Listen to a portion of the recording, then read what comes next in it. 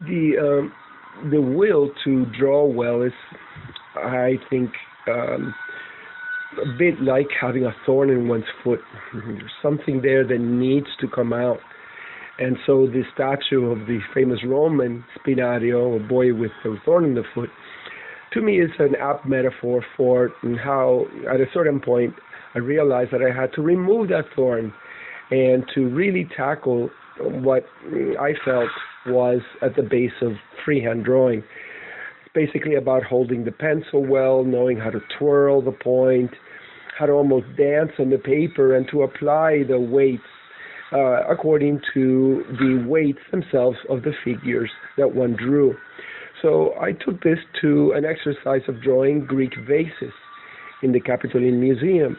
The vases can be drawn by almost finding the cross inside the upright ones, where you almost use X-ray vision to determine the scale of the height by width of the vase, and you start with that cross and then start building the shoulders, the waist, the neck, and the feet.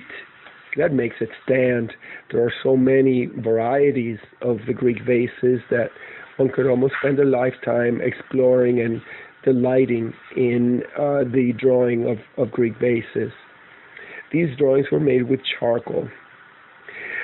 So at the beginning of a drawing process, sometimes I use a thumbnail where I insert the actual shape into a frame to see how comfortably the designs go together, the outside and the content.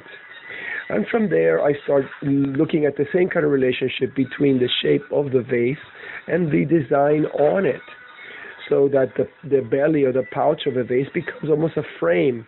And inside it, one can play, just as the ceramist did, to place the design elements into a fitting relationship that gives the grace to the object. There are so many different types of vases, but it all goes back to that cross.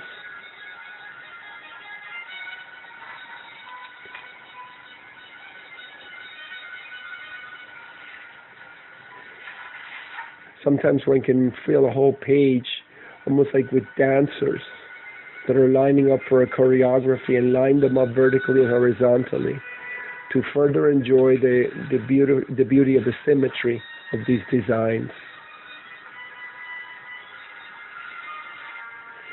And finally, one can use a more cerebral or more intellectual kind of analysis to see how the shape of the physical object and the drawing on it complement each other.